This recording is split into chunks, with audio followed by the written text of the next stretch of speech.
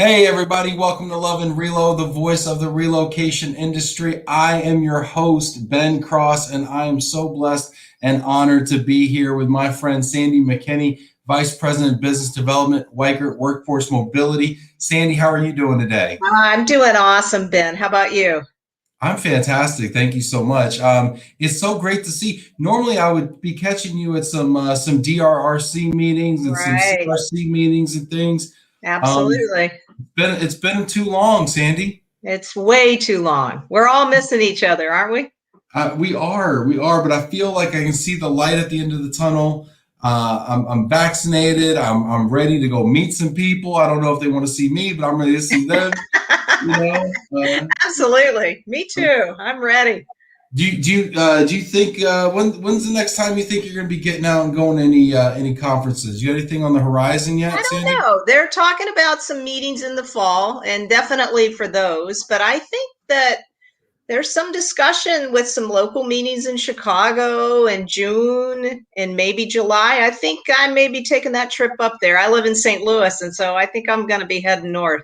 I heard Jen Breen was saying something about a meeting in Chicago. So Right, right. if our CRC peeps are checking in here today, throw a little tag in there, throw a little link. I want to know who you are, where you're at. So if you're checking in right now, throw a little comment there. Also, love to hear any questions for Sandy. We're going to be talking about mentorship, and we're going to be talking about achieving relevance and staying relevant, and how to do that. We're going to talk about all sorts of things, honestly. So we're going to cover a lot of bases here. I'm very excited about this. Let's see who we got checking in here. We got a bunch of folks coming in. Hit that like button also, y'all, if you're in here. That lets everybody know we're in. Can't see on LinkedIn. I think we're in. We're doing something right here. All right, let's see. We got Tim checking in here from Western New York. What's up, Tim? Elizabeth, what's up, Elizabeth Soley? Hi, Sandy and Ben. Can't wait to hear the show. Thank you, Elizabeth. Janet Markle. Hey, there's one of my peeps. Love it. There you go. That's awesome. Hey, Janet checking in. Erica, hello, Sandy Oh, and Ben. hello, Miss Erica. Now she's somebody I'm missing right now. Normally I'd be hanging out with Erica by now. Stacy Huff, super producer Stacy in the house. Give us a little. Yes. Beth, good to see you both. Hosea checking in from Seattle. What's up, Hosea? Tom Broom, Oh, hey, Tom. dying to see you again in person. There you go. There you are. Oh, Stacy, there's my peep. Yeah. Hey, Stace. yeah, awesome. Jill Rush checking in. Hey, Jill. Long time no see there, Jill. I know, right? Bridget Ritchie in the house there. Woo! Hey, She's Bridget. another CRC celebrity there. Absolutely. Cindy McKnight Oh, checking in. wow. Voice from the past. Hi, guys. Look at this. Hey, our mutual friend Tessa Hey, Boone. there's the woman of the day that called me into this. We'll play a game. Blame Tessa at the end of the program here. I love it. I love it. Yeah, yeah. Let's see. Misery loves company on Love and Relo. That's what happens. Is we get some people don't know this if they haven't been on the show, but we get somebody comes on, and the last question we ask them in the pre-show questionnaire is, "Do you know anybody else that would be good for Love and Relo?" And that's your opportunity to take all this baggage that you're carrying around, all this nervous energy, and say, you know what, get so and so on the show. Oh my No, gosh, Tess is awesome. Tess is awesome. Yeah. she is. She's Yeah. wonderful. How did you meet Tessa? I'm just out of curiosity. Oh, What's your Tessa great story? story. Great story. Tessa is one of the leaders in the industry as far as educational sessions, like a DRRC. And I was working actually on the Great Lakes Relocation Conference down in Columbus. And I was working with Erica. And Mhm. Erica introduced me to Tessa. And when she introduced me to Tessa, we asked Tessa to come down to Columbus and speak on a session. And then when we got to that session, it was so funny. I at that point we were planning it and everything, and Erica's like, "Well, you're going to be the moderator, right, Sandy?" And I go, "Oh no, I've done this a lot of times." I said, "You're going to be the moderator," and she was like freaking out, and I'm like, "No, no, no, you can do this, girl." And she started that, so it was pretty awesome. It was pretty awesome. Yeah, that's awesome. That's really great. And then it's just been history since. Tessa and I have known each other for years since. This is great. And we've got people, this is awesome. We got other people checking in here. Chris. Hey, Chris. Princeton, Jack Jampel. Hey, Jack. What's up, Jack? I would love to hear your questions and comments about mentorship and relevance too, Jack. Done a wonderful job with that yourself. Steve Hoffman, first question of the day here comes from Steve. Sandy, when you go to your first in-person networking meeting, be it over the summer or fall, will you still be wearing your mask? Well, I think here in the Midwest, we probably will. I think so. I think it's going to be a requirement at a lot of the venues that we have, and just out of respect, I think it's probably the right thing to do at this point. So I would say yes. I think eventually we will get past that. But I do think for probably the good part of this year, it's probably going to be protocol. So go out and get the best looking mask you can get, and have some fun with it.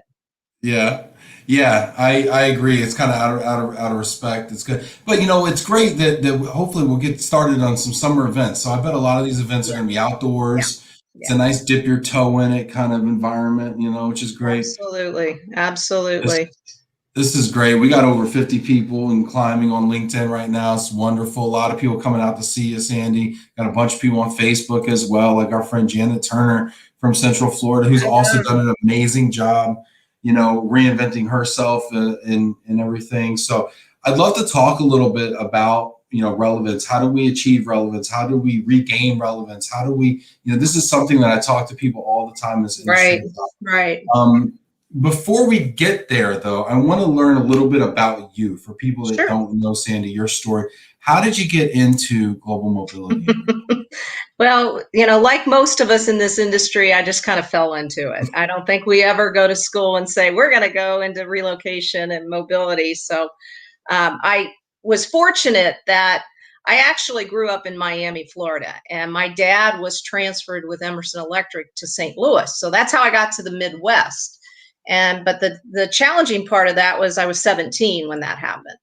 And so I went through that whole relocation experience of, what do you mean I can't drive to high school anymore and things of that nature. But once we got here, I went to school and I really was going to be an accountant like my dad.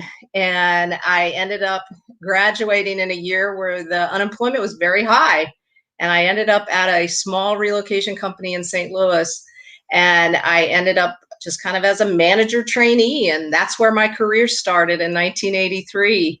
And I have been in this industry ever since. And it's just been a blessing, an absolutely blessing. So you fell into it, but then at some point you made a decision to stay in it. Right. What was going through your mind at that time? Well, good point. Number one, when I was in my 20s, I was having a lot of fun in this industry, and we were cranking it. And I was working for a relocation management company, and we were having a lot of fun. Those ERCs, you think they're fun now? You should have seen them back in the 90s. It was crazy. And so from that vantage point, we just had a lot of fun. We just really had the opportunity to serve. And I think that that's where my heart really started to understand that this was where I was meant to be. And, I always live by a saying that I've learned over the years that things don't happen to you, they happen for you.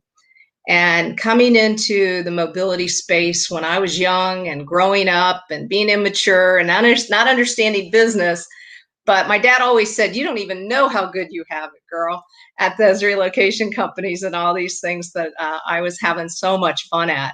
That when reality really hit and things started really moving for me in my career, I realized this is definitely where I wanted to be. Explain that saying that things don't happen to you, they happen for you. Well, that's a Tony Robbins saying.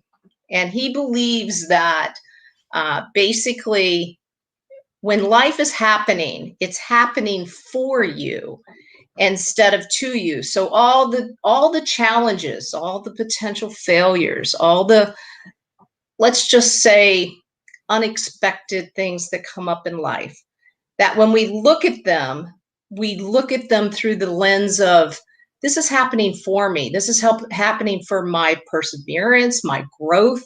This is happening so that I can learn from this, and what can I take away from it?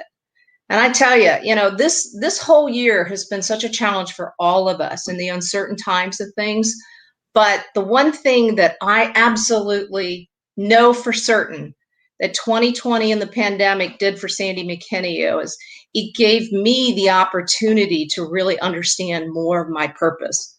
And it gave me the opportunity to spend time at home that otherwise I would have been traveling almost every week on my job and seeing all your beautiful people. But at the same point, what I had the opportunity to do is really pull back and look at myself and gain some knowledge about who I am as a person and what I want to give. So And it was pretty darn cool. Yeah, I want to talk. So I want to talk about that. I mean, we've got people chiming in here, and it's taking me in a lot of directions. I always want to honor the comments, and sometimes I love them. My memory on Facebook today is from Liz Martin, DJ Lizzie Beats. My memory on Facebook today was from MRC 2018, that crazy karaoke night we had, Sandy. Oh my God, that was a fun night. That was a karaoke night to be remembered. And we had a blast that night. I got to know Liz that night. And we had some fun with Bridget Blandon and the whole St. Louis MRC that night. Wow, what an incredible conference that was. That was the conference that we had the guest speaker, John O'Leary, that I mean, I've been doing this for years, Ben, and he was by far the best keynote speaker we ever had. And so we'll talk about that later, but I digress all over the place. So you'll see that, but that was that night, Liz. It was an incredible, incredible conference. Wow. Yeah, we have some real opportunities to make some really cool memories with one another. So you going back to kind of purpose though, because I think you bring up a great point.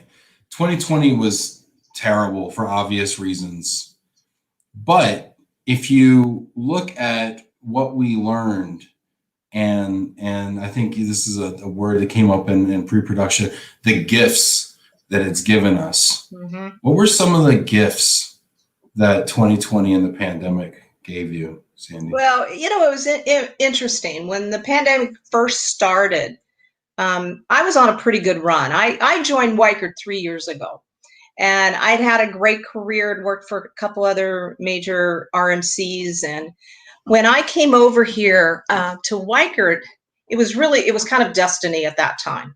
I wasn't looking to change. And one of my mentors through my whole career has been a guy by the name of John Bartoloni. And John and Ann Bartoloni are kind of a power couple in this industry, and I love them to death. And John just kept saying, Sand, we really want you over here at Weichert. And I wasn't looking. And so when I looked into that opportunity, it was just, again, something that was happening for me at that time in my career. And so when I made the move and I came to Weichert, things really started taking off for me. And I had another mentor by the name of Joyce Brown that had helped me for years. I'd known Joyce since 1989. And Joyce always was there. She was always that person asking me the hard questions. What are you afraid of? What's wrong? Why don't you take that next leap? And she was the one that really got me to look at limiting beliefs within myself and really create opportunities for my future. Talk about the concept. Talk about that concept of limiting beliefs, though, because I know that there's people that are watching this and need to hear this. So can you explain that just a little bit more, that concept? Sure. I think we all have limiting beliefs. I think we all believe we're capable of a lot of things, but we always have that limit to where, can we take it to that next stage in, our careers and our life? And, again, a lot of us, including myself, was it happening for me? Was it happening to me? And there was a lot of times in my life I thought things were happening to me.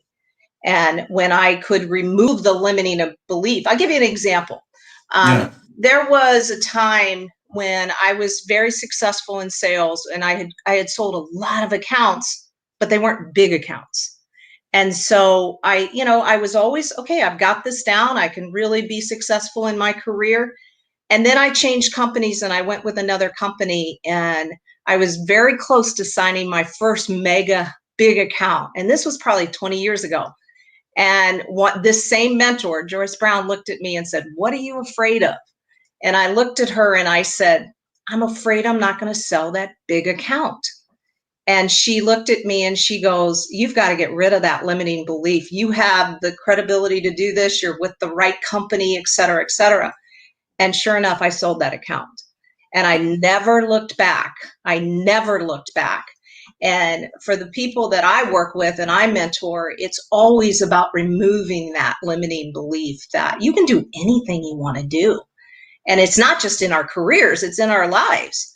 And so from that vantage point, that's what I mean by limiting beliefs. When we remove those limiting beliefs, then you can do anything you want. What are some of the, I love this so much. I can think of some in my own mind as well. But when you talk to people and when you mentor other people, what are some of the limiting beliefs that you uncover most commonly? What are some of the ones out there that we need to probably, I have a feeling that if you name them and if you bring them up for people, they'll identify them and say, yeah, that soundtrack's been playing in my head. Well, I think the biggest one that most of us play, I'm not good enough. I'm always looking for that extra love. That's what it all kind of boils down to. If that's people loving you through your life, if it's loving you through your career, giving you good feedback, am I good enough to be doing what I'm doing? And am I deserving of this? And so from that standpoint, I think that wheel plays a lot in a lot of people's heads.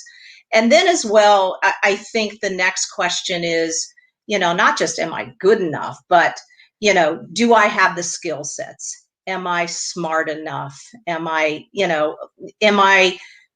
Can I have a conversation with Ben on his show and not? I ask myself that every day. You get it once a year, you got to answer that question. Every day, I'm like, how am I going to talk to Sandy McKinney? What are we going to talk about? I don't know this person. Who is she? And that's the thing, you're good enough, that. And that's the limiting beliefs that I think a lot of us have to. But the key is I know that now, Sandy, but I didn't know that when I started this. And sometimes I forget it, right? And the only way I know that is because I did it, right? It's got to put myself in a position where I was going to find out one way or the other. Right. Well, and I believe by there's a saying I believe in, it's called CANI. And CANI is continuous and never-ending improvement. And so it sounds like you're a continuous learner. And so if you have a continuous learning mentality, then you can look at life through the lens of, I want to learn. And, getting back to your relevance question to me, that relevance question stands out to me in, where I am in my industry right now. How can I stay relevant in today's world that just keeps changing around us daily? Yeah. And when I came here at Weichert, that really changed for me. And I want to talk about that. I want to talk about that, Sam. I'm going to pause you because we got some great comments coming in. I want to read these comments. I want to stay here just for a moment here because I want to give relevance its time. But I also think this limiting beliefs idea is phenomenal here. Sue says, "Hi, Sandy. Hi, Ben. Missing you guys in person, but happy to see you here." Yes, limiting beliefs have to go. Yep. Mike Quigley, great story. Push yourself past the comfort zone and believe you can do this. Mike Quigley, I mean, you're another one that really plays at a very high level in your space, Mike. Love to hear your thoughts on this. I'd love to hear all the people in the comments. Does this ring true for you? Is this something you've overcome, this idea of limiting beliefs? I'd love to hear your thoughts on it here. My dad's checking in. Hey, Dad. Love you, man. Great subject. Hey, Dad. Hey, Dad. I love it. Dad's personal mission is to make sure I have at least one like on everything I do. He's accomplishing it. Thank you, Dad. Love you, man. Elizabeth Soley, tell us more about limiting beliefs. Want to learn more? Yes, let's do that. Well, it's interesting. When the pandemic hit, Ben, we were talking about this. When the pandemic hit, I said, how do I keep my momentum? What do I do to keep this high energy and this attitude going? And part of what I had to say to myself is, okay, I can't let my old story come into play. And my old story would be, this is happening to me. You know, I have this great momentum running. I have all this stuff going for me. And guess what? Now we're shut down. I can't go see my friends. I can't go see my prospects and my clients. And oh, now I'm not going to be able to sell anything again. So that's the story. That's the limiting belief that starts in your head, right? And so what do you do to say, nope, I'm not giving into that limiting belief. I'm going to do something. So what I did is I decided to re-engage in something. I knew I wasn't going to travel. I knew I wasn't going to go on the road to visit prospects and clients. And so what did I do? I enrolled myself into a Tony Robbins Mastery University. And I went to 5 seminar retreats in 2020. I took all my vacation time. I spent a lot of money and had a lot of support by my employer to do this, to keep this mindset. And I tell you, it was, you talk about taking limiting beliefs. I was able to, you know, smash a board in half. I did an ice bath for 2 minutes, which I would have never done. I couldn't even stick a sprained ankle in an ice bucket before. And I got in an ice bath for 2 minutes. And you talk about removing limiting beliefs. When you do that type of mindset, you can do anything, Ben. What were you thinking when you were there and they're like, okay, so now that we're done with breakfast, we're gonna go we're gonna go try to break our hand on a board right now. Like, Well, and here's the cool thing. Everything was done here in my house, and it was oh, done virtually. And we set it up in the living room, and boom, you crash the board and you get in the hot tub, and which is not a hot tub. It's got 88 pounds of ice in it.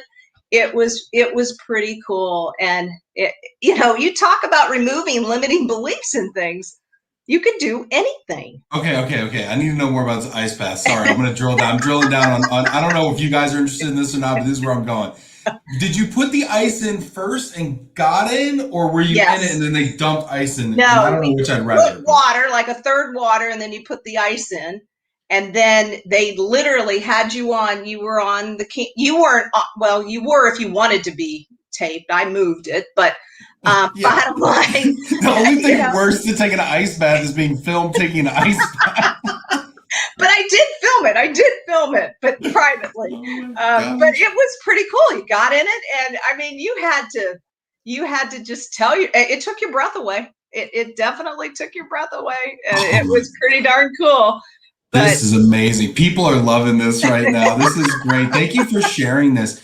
Mike Falia, I've attended Tony Robbins before, yep, actually walked hey, on Mike. fire. What an experience. I can still channel that feeling today. Amen, brother. Hi, Mike. Incredible. Incredible. Mike Quigley, mindset reset is key with daily affirmation. The mind is the only thing holding us back. Yep. I have a Phenomenal. daily ritual, Ben, that I do what I call a priming.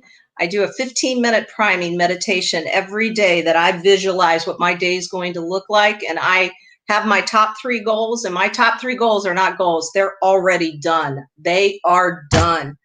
And I accomplish them because I know that that's what I want to do every single day.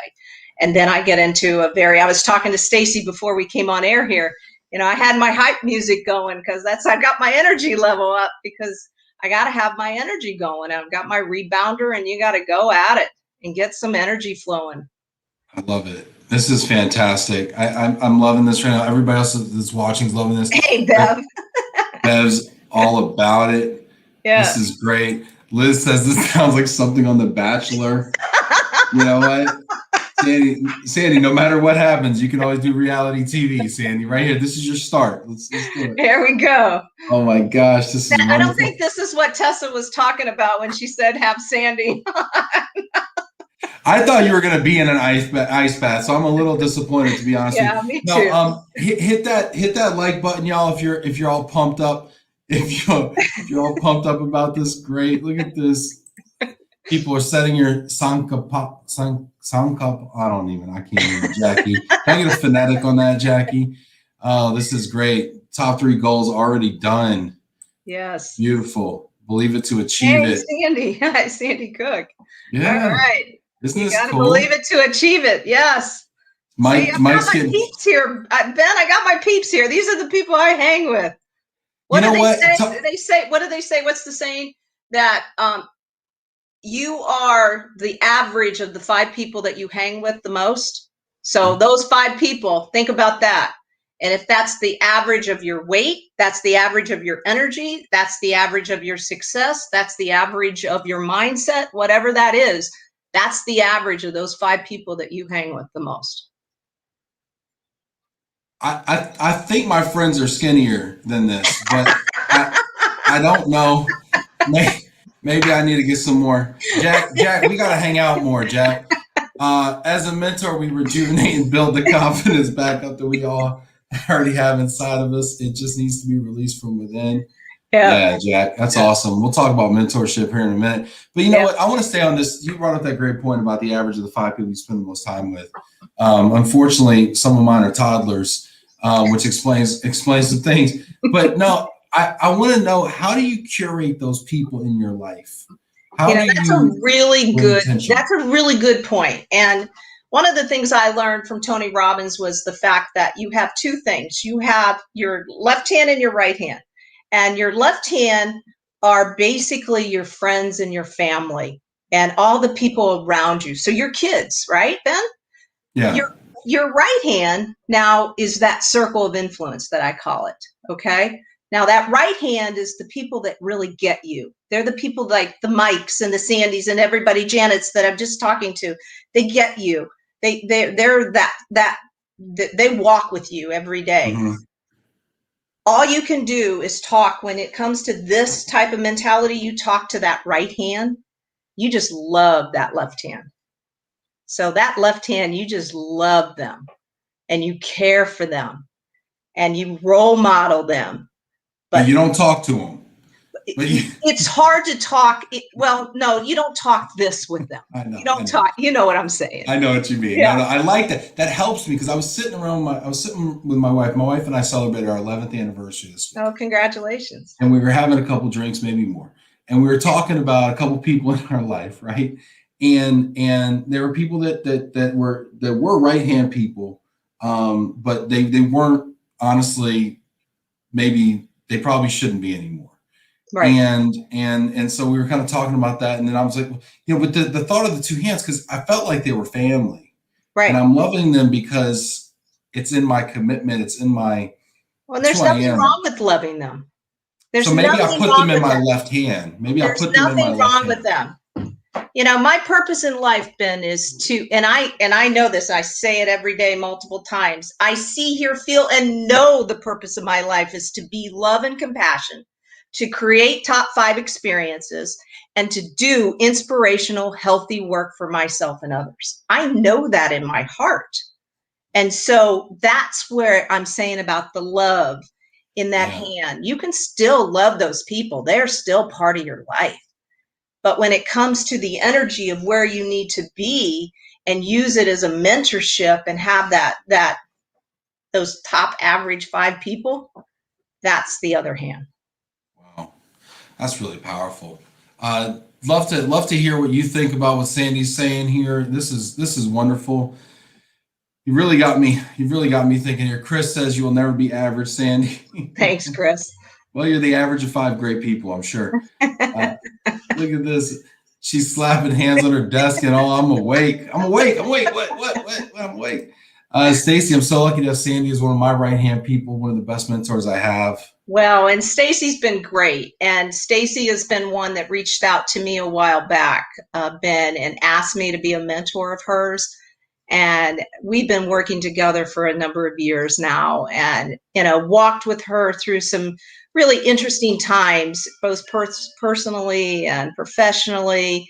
And that's what I really want to be able to give back in this industry for sure. Let's talk about mentorship. This is something that is, I guess it's always been important, but I don't know. It seems like lately it keeps coming up. Mm-hmm. And it keeps coming up with more and more purpose, it seems like. It seems like people are really craving it. Right. And I don't know if it's because we've been isolated. I don't know if it's because the world is changing so rapidly and sometimes we feel lost. And sometimes we're like, gosh, what do I need? I need somebody who gets it, maybe to kind of give me some direction, maybe. Maybe because we're not getting as much direction and mentorship from work now as we used to get. Maybe we don't have the same relationships with our bosses and senior people in our organizations. But people have just been craving mentorship. Can you talk a little bit about that? Yeah, Ben, I think it's so critical because, we see each other. I mean, there's some of my colleagues I see more now than I saw when we weren't in the pandemic, but that's just strictly logistics. And yet at the same point, we are missing that human touch in those collaborations with each other. And mentorship is something that I've been very blessed to have. I mean, I had a gentleman by the name of Roy Baugh years ago, back in the late 80s, who saw something in me I didn't see in myself. And he took me under his wings with this John Barloni, and John and I had the privilege of working together back then. And we were kids, we didn't know, but we were working for a bank, and the bank had some pretty decent money. And so we had a lot of Dale Carnegie training. I know Dave at Weichert talks about that, and the value of that. And yet I was given opportunities back then. I probably had no idea what I was given. And yet it's the foundation of who I am today. And that mentorship is the mentorship that I, as well as many others in this industry, have the opportunity to share. And it was probably about 10 years ago. My biggest concern in this industry was we were losing the brain drain because all of us were maturing and eventually going to retire and lose relevancy. That's another topic, and understand where we were going to go in the industry. And then all of a sudden, about 6 years ago, boom, there was a push of young professionals come into the industry. And I thought, okay, we've got this. We've just got to push this mentorship a little bit harder. And that's why I reached out to a few people and said, if you want me, I'm here, use me. And allow me to show you some things, because I've had some leadership. I've worked with a lot of the regional groups. I've been president of a lot of these groups and ran a lot of conferences. I love the educational piece of it. I think that's why Tessa and I see each other's so much, because we love to be that facilitator of bringing good educational sessions to the industry. And as a result of that, it's just being able to allow the platform to go forward for people like Erica, who you see her blossoming now, right? I mean, she's unstoppable. But at the same point, there was a day she had those limiting beliefs. Can I do that? And I'm like, of course you can. You rise them up and you let them shine. And that's the beauty I love to do at Weichert as well. I get the opportunity to work with such great colleagues that have so much potential and have the drive and have the passion behind what they do every day, that all I do is give them the opportunity to be in front of folks to, really shine. And that's, and Ben, we're going to talk further offline, but there's something I want to do with you and others that we want to I want to definitely get some things started on some mentorship programs. I would love that. And so maybe I won't ask one of the questions that I have. I'll save it maybe, but Laura Levinson has a great question. Yep. Mentors learn just as much as their mentees, don't you think? Amen, Sister Laura. I totally agree with that. I mean, one of the things, and now I'm kind of, giving away my ending here, but at the same point, one of the top people that I would look at as my mentor today is some of my current leaders at Weichert. I mean, you look at Dave Bensabino, and you look at Jim Schneider and Vicki Lander and Janet Markle, and some of my leaders, Chris, that I'm working with at Weichert now. Those individuals are individuals that have taught me so much. I mean, since the pandemic, and we're working with Tessa and Ford Motor Company, and we're bringing out a new program for them. That's our business traveler program. And we've innovated this program that's been full supported, that Janet Markle's done a phenomenal job on. And you talk about mentors that are bringing innovation to the industry today. They're doing that with the ability to just, constantly teach me, and constantly, that's the relevance, Ben, that I'm talking about. I mean, it's easy to kind of fall back and say, oh, okay, well, yeah, we've got remote workers and we're going to be working from anywhere. And, what are we going to do about the business travelers? And what are we going to do about compliance and all those other things that come into play? But in real mentorship, you work with each other in that regard. And that's the beauty of mentorship. I learn as much as the people that I work with in that regard. Yeah, I mean, you mentioned Stacy before, and you mentioned some of the people that you obviously have a mentor relationship with. And I think about those people, and I think about how energetic and creative, and how they get it, Right. And I think about people I've mentored. I'm at an age where I'm kind of a mentee and a mentor. Pretty much equally. I'd say I'm equally both. And I tell you what, some people that I've mentored have really challenged me to think differently. I'm actually pretty impressed. They've actually held me accountable to be the person that I want to be, or that I'm espousing to be. It's like we hold up this like person that we want to be, and then sometimes we need people in our life who we trust to really like hold us accountable to be that person. Well, exactly. And that can be informally, that can be structured, that can be a formal program. I know when I came here at Weichert, I wanted to stay relevant. And what did I have to do? I wanted to take my productivity to a higher level. So what did I do? I read a book that one of my mentors, Joyce Brown, sent to me on, Brendan Burchard, that was all about high productive habits. And I read the book and I was like, I'm really intrigued with that book. Next thing I know, I started listening to some videos and some recordings off of Brendan. Fast forward 18 months, I went into 18 months of personal coaching with one of his coaches. And you talk about productivity going up for me in that regard. And it was like, that was a very structured, something that I wanted to do. But then it's like, okay, then that chapter went on and things started going. And that's when the COVID hit. And then when COVID hit and I said, I've got to do something different, that's when I decided to go with the Tony Robbins program.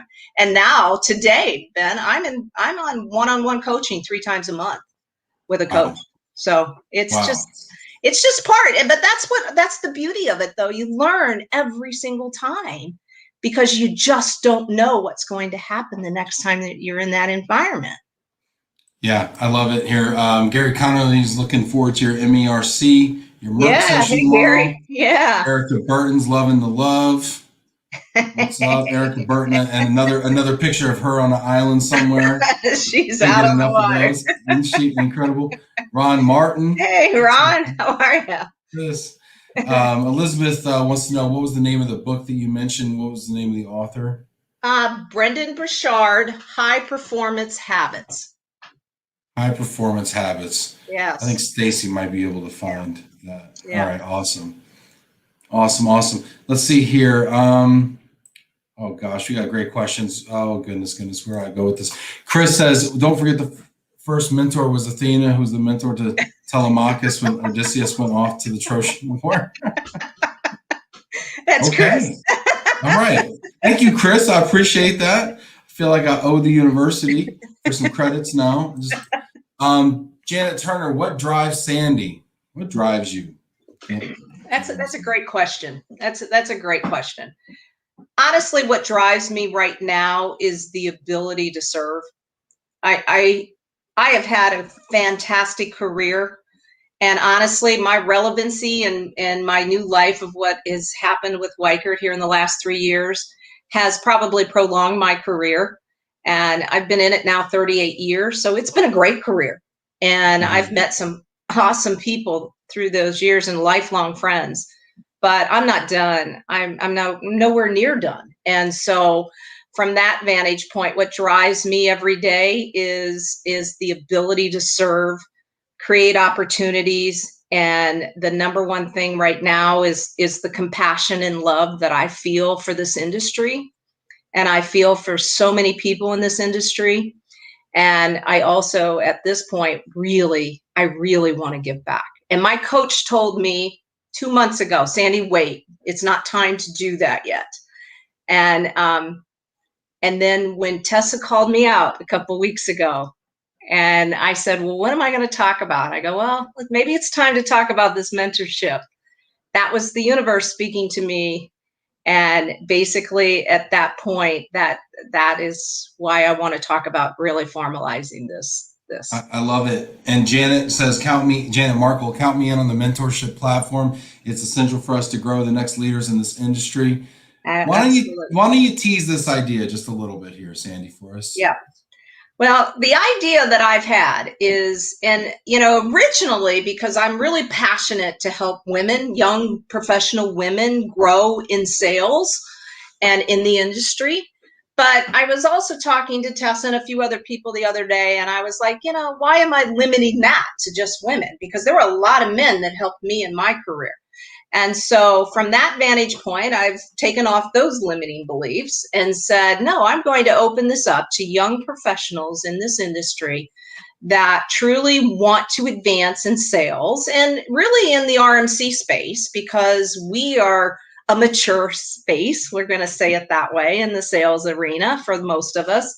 And I really want to teach them the industry. I want to teach them sales. I want to teach them and basically lift them up to where they are going to have the opportunity to be what they want to be. And that's what I want to do. And I know a lot of them are going to be my competitors. That doesn't bother me. It's not about competitiveness at this point. It's about the success of this industry, quite frankly. And it's changing. And my gosh, we've seen that just in the last 6 months. But it's going to continue to change. Hey, Sandy. Sandy's one of my favorites in Indianapolis. So, it's about giving back, Ben. It's what it's about. I love it. Elizabeth, and I'm sure many other people who are watching are thinking, how can I help? Well, the biggest thing that I'm going to use is, like Janet said, the platform is, I can't do this on my own. So what I want to do is open up and be the facilitator of the platform, and then bring in experts, and then, once a week for an hour, have speakers, have educators, have mentors come in and give their insight to young professionals that want to advance their careers. Well, I would very much like to be a part of this and help with this, Sandy. It's also part of my purpose as well. So right. I know that. Yeah. So yeah, this is really awesome. This is awesome. This is great. People are digging it for sure here. Hey, Dave. Chris, Chris brings up a good point here. No time to retire. It's time to refire. So, of course, I'm thinking refried beans. I'm in Dallas. I'm thinking refried beans are amazing. They're better than beans. So my question though is, and you have, and we talked about relevancy a lot. That's obviously a theme. But you've really done this, and I talk to so many professionals who might have 38 years in the space, and they don't have your energy, and they don't have your zest for it, and maybe they've lost their purpose, or maybe they don't feel like they're steering the ship, but they're hanging on. They're hanging on, right? Uh-huh. And how have you? Let's talk to those folks for a minute. How did you do that? How have you managed to stay relevant? That is such a great question. And I can tell you, Ben, I've been in that chair. I've been in that chair where you begin to look at your colleague, in the same position and say, how do we stay relevant here? As I say, it's not our first rodeo, and we've been around the block, and honestly, that's not a good place for anybody to be. I mean, you talk about a position of having limiting beliefs. If you truly believe that you've been in an industry that you've contributed to, and you've obviously made a great career on, at that point, you're going to say, I'm not relevant anymore. I'm not valuable anymore. The only thing that's blocking me from being valuable and relevant is taking massive action. I mean, that's what it takes, right? It takes going out and getting a coach and working weekly with a coach that says, okay, how am I going to, up my game? It takes going to your colleagues like a Janet Markle and her team of experts at Global Comp and saying, I need to learn more about this global compensation and what's involved in that 3 years ago, because I need to be relevant about it. I need to understand that the business travel is the new pivot of remote workers for the future of this industry. What does that mean? So I have to put the massive work into it. And if I'm willing to put that work into it, then guess what? The creativity starts. The ideas begin. All of a sudden it's like, Janet always, I want to say accuses me, but that's not the right word. Janet always kind of pushes me, quite Encourages. frankly. Yeah, Encourages sure. is the better word. That Sandy always is coloring outside the lines. And I get encouraged to not just color outside the lines. I get encouraged to color off the paper. But that's where ideas come. And that's when things start changing, not just for me, but for my colleagues. And that's what this industry needs today, is creativity, because things are not going to be the same. I love what you're saying, and I think you're right and about taking massive action. And if you don't want to feel like you're being kind of dragged behind, then start leading, right? But it takes a lot of courage to lead. It takes a lot of courage to take massive action. It takes a lot of courage to color outside the lines. It takes a lot of courage to ask your team for extra help, on, learning new things, right? Where do you find that courage to take that step? Oh, you believe it. You believe it. I mean, I believe every day when I do my meditation that I am love. I am compassion. I am courage. I am health. I am an athlete. And that's, I tell myself when I walk my dogs every day, I do my incantations and I talk about that to myself, because I have to believe it before, Ben, you can believe me. I mean, if I were sitting here and I didn't believe it, would you believe me? No. Yeah. And that's part of mentorship, is mindset. It's part of, I believe you when you say I want to have this as part of who Ben Cross is. I believe that because, there was a word a long time ago that I used to say when somebody said, describe yourself. I said, oh, I have a lot of integrity. Well, integrity is integrity, but living incongruent with who you are, that's what's important.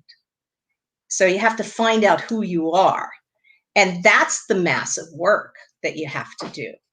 And that's the beauty of what I've worked through in the last year. I have found out exactly who I am and what I it sounds like you did, because when you were talking about your purpose, you had a purpose statement in your mind. Yes. How did you drill out? Because you're right, you had that purpose statement, and before other people can believe it, you have to believe it. So before you can believe it, you have to even know what you're believing, right? You have to identify that purpose statement. What was that work like for you to identify that purpose statement? That was 6 days of 18-hour days with Tony Robbins in one of his biggest seminars that he gives out. And that was, I tell you, there were a lot of tears shed that week. That was 6 days. I took vacation and we worked 18-hour days. And that was the outcome of that 6 days, was that purpose. And that was having goals that I'm going to and goals I'm going away from. And how long ago was that? That was at the beginning of December. Okay, so that was 5 months ago. Yeah. You went through that work. Yep. Okay. Wow. But prior to then, there was work prior to then too. So that was the key. I was going to say, because you had been in your role now for over 3 years. Yep. You've had some amazing success. You had some mojo. Oh yeah. Before that, But I didn't want to lose the mojo. Yeah. I didn't want to fall back into that story that I told myself for years that, oh, this is happening to me. This is, the pandemic happened because Sandy McKinney had success and now it's not. That's not a story I'm willing to tell myself. The story that I tell myself is that this is happening for me so that I can plant myself into who I am today and to continue to have success. And more importantly, to serve my clients, to be a resource for my clients, to be a resource to this industry, and most importantly, be a mentor for others. What's a piece of advice you might give to, folks that have been doing this for a long time and feel like the industry's changing around them, but kind of they feel kind of left behind? I mean, you talk about taking massive action, but I mean, what's a specific or practical first step potentially for some people that might be watching this? I would dig deep and see where you want to be right now, because for some people they can move on to the next chapter, and maybe that's where they need to go. But if either A, you feel that you can't for whatever reason, or B, I mean, probably, hopefully, more importantly, you don't want to, that we're not a dying industry. It's just going to look different. Our industry is going to still be here. It's just, what does it look like in 18 months or a year or 2 years or whatever? And I want to be part of that solution. I don't want to be part of that, oh, I'm dragging behind and, oh, now we got to do this. I remember those days when it was like, oh, gosh, really? We've got to learn international? It was like, wow, that was 15 years ago. And now it's like, yes, let's talk about this. Let's talk about everything about this. And I want to be part of that solution. So for those that are feeling that, those are the limiting beliefs that I think you have to take massive action to get rid of. And if anybody wants to talk to me, connect with me on LinkedIn. I'm happy to talk to you. This is great. This is wonderful. We got a couple comments and questions coming in here. People are all about paying it forward. I think that there's going to be massive amounts of people on both sides of mentorship and mentees who want to participate in this. And the challenge is really going to be connecting the right people. Exactly. Let me ask you about that, right? About connecting the right people. What do you look for in a mentor-mentee relationship? That's a great idea or a great comment. I used to belong to an organization called the Professional Women's Alliance here in St. Louis. And back in 1999, we started a mentorship program. And that was part of the thing. How do you match up cohorts? How do you get people connected? And so there's an application process that can happen. That's one way of doing it. That's a formal way. The Mentoring Institute that used to be part of Dale Carnegie before they unfolded that actually had, applications that kind of guided people in that direction. So I've been down that road before, but I think most importantly, it's matching objectives with goals of both the mentor and the protege. So what do I want to give versus what do I need to receive? And part of that, we would have to do a little bit of work on that, Ben. We would have to, and that's why I say, now's the hard part. You throw it out there and it's like, okay, how do you start? And I think maybe the first thing is we would throw it out in like a group format and then start peeling it back into individual proteges or cohorts and things of that nature where people can start working together. I've seen magic with individuals being matched up before.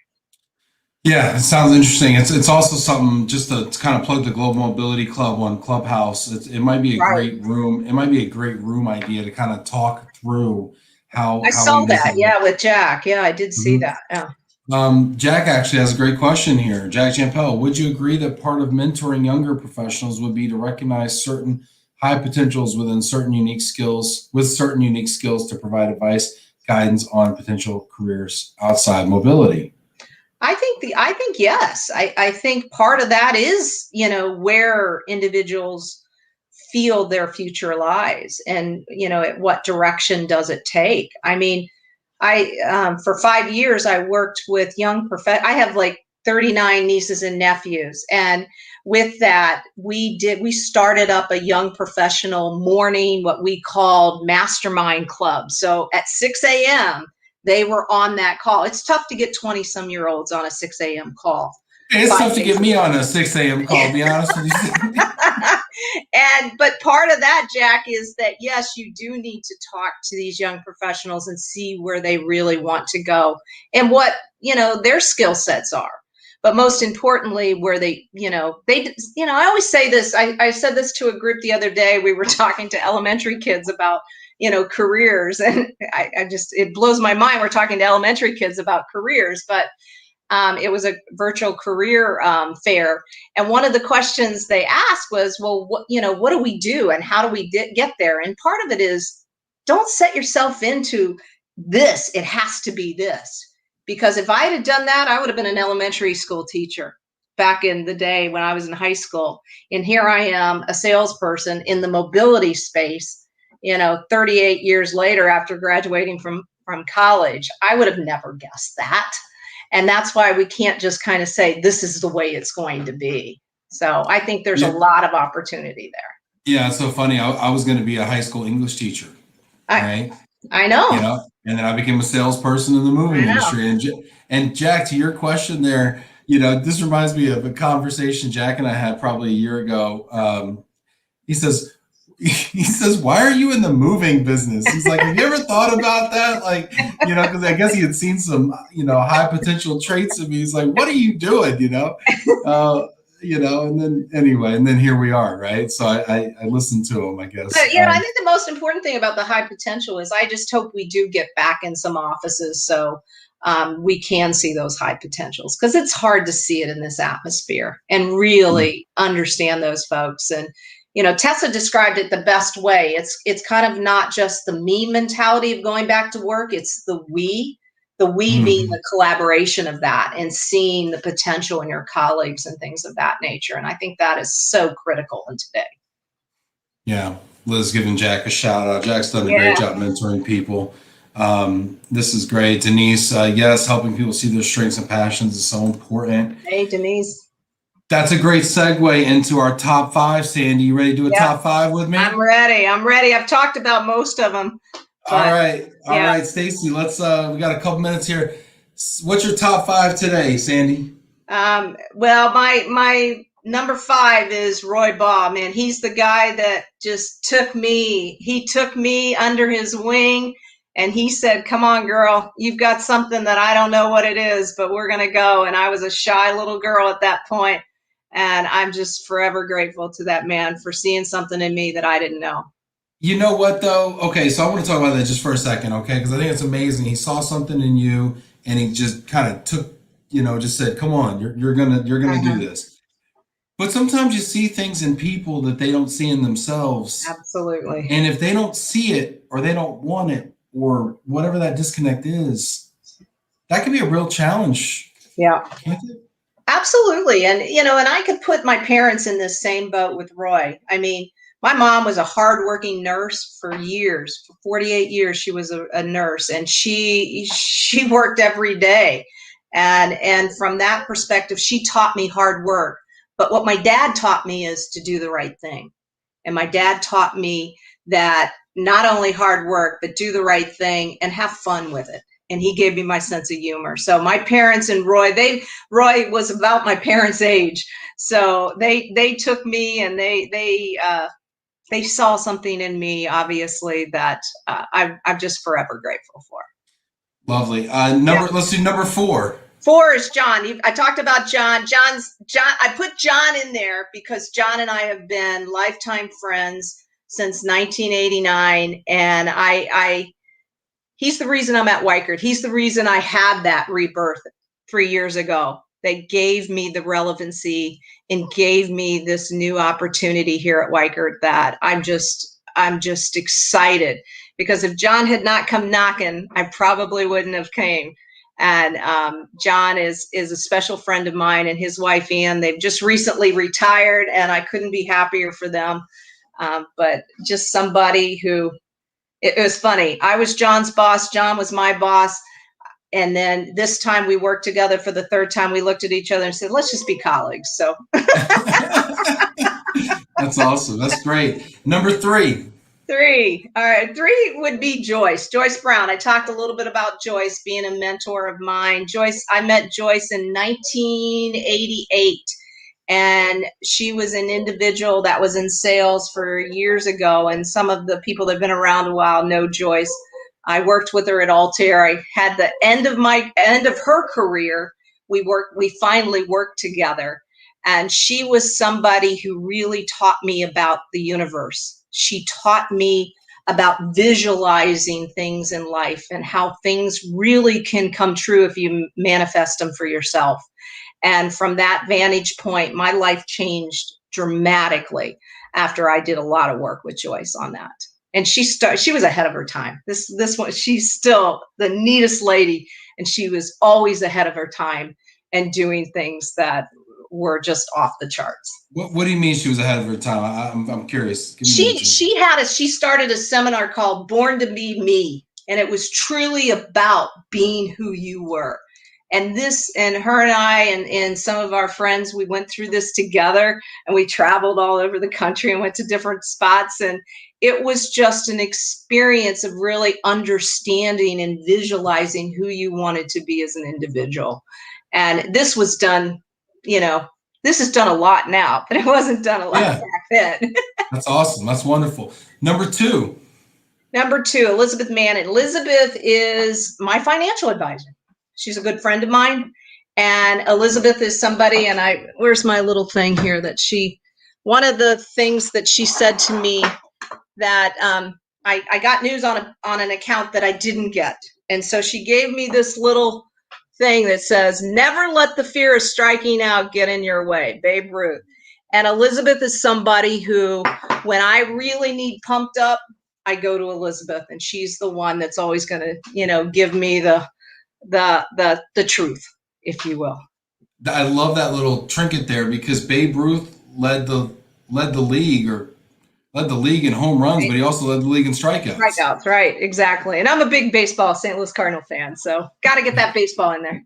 I love it. Fantastic. All right, number one. And number one, I said it earlier, it's mentors of today. It's the Tessas, the Janets, the Daves, the Jims, the Vickies of the world that I'm working with today, and several of my clients. I mean, I gave you a lot of names that I would love to see on this show, and a lot of them are prospects like Amy Spriker and Clarita Hayes at Boeing, and individuals that Dina Torino, she would be great at SC Johnson. These individuals have been, individuals that I've known through the years, have worked with, and just admire. And, that's one thing we really didn't talk about is admiration of people. But these individuals, these current mentors, they're the ones that I'm learning from today.